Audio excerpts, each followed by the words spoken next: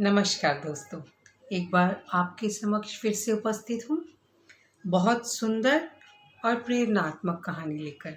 और बहुत सुंदर शिक्षा देती है ये कहानी, तो सुनिएगा बड़े ध्यान से इस कहानी को। क्रोध के क्षण में धैर्य का एक पल दुख के हजारों पलों से बचे रहने में हमारी सहायता करता है। तो आप समझ ही गए होंगे कि मेरी कहानी का शीर्षक क्या है आज।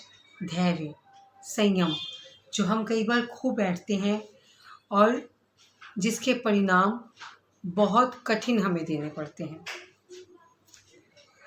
एक बार जब गौतम बुद्ध अपने एक शिष्य के साथ भ्रमण पर निकले, गौतम बुद्ध अपने शिष्य को लेकर क्रूर नगर पहुंचे।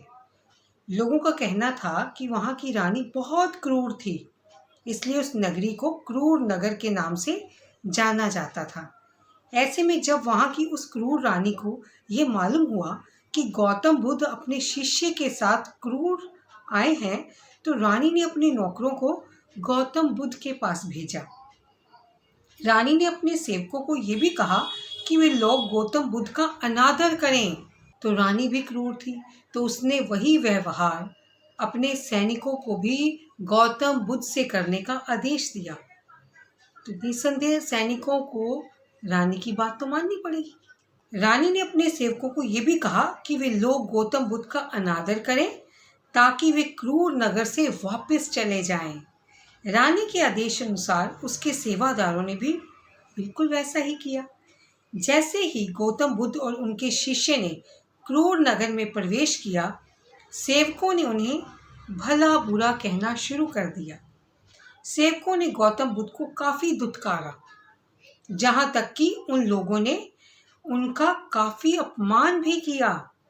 रानी के सेवकों द्वारा गौतम बुद्ध का लगातार अपमान किए जाने पर गौतम बुद्ध के शिष्य को काफी गुस्सा आया, क्योंकि गुरु का अपमान शिष्य से बर्दाश्त नहीं हुआ। गुस्से से लाल शिष्य ने गौतम बुद्ध से बोला कि हमें यहाँ से फौरन निकल जाना चाहिए। कैसे आप इतना अपमान सुनकर भी चुप हैं?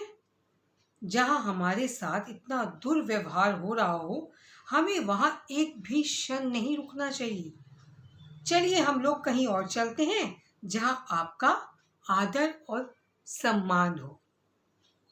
शिष्य की ये बातें सुन गौतम बुद्ध बोले, ऐसा जरूरी नहीं है कि बस जहाँ हमारा आदर हो हमें वहीं जाना चाहिए, और जहाँ अनादर हो वहाँ से फौरन चले जाना चाहिए।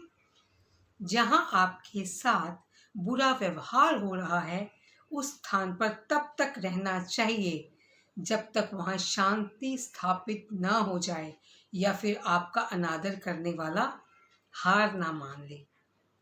भगवान बुद्ध ने इस घटना से अपने शिष्य को यह शिक्षा दी, जैसे युद्ध में हाथी चारों ओर से तीर से वार को सहते हुए आगे बढ़ता है, वैसे ही हमें भी दुष्ट प्रवृत्ति के लोगों की बातों को सहन करते रहना चाहिए, क्योंकि दुनिया में सफल व्यक्ति वही है जो हर परिस्थिति में खुद को संयम में रखता है। दूसरों के अपशब्दों की वजह से कभी अपना मन खराब नहीं करना चाहिए। तो क्या सीखा दोस्तों आपने? कि खुद को संयम में रखकर आप सफलता हासिल कर सकते हैं। कामयाबी के ये छोटे छोटे नुस्खे आपके अपने व्यवहार में ही शामिल हैं, जिन्हें हम कई बार अपना मनोबल खो बैठते हैं, या हम इतने परेशान होते हैं कि खुद को रोक नहीं पाते कि आने वाली परिस्थितियों का हम सामना कर पाएं। पर जहाँ तक हो सके खुद को संयम में बनाए रखिए, इससे बहुत सी परिस्थितियां सकारात्मक हो जाएंगी।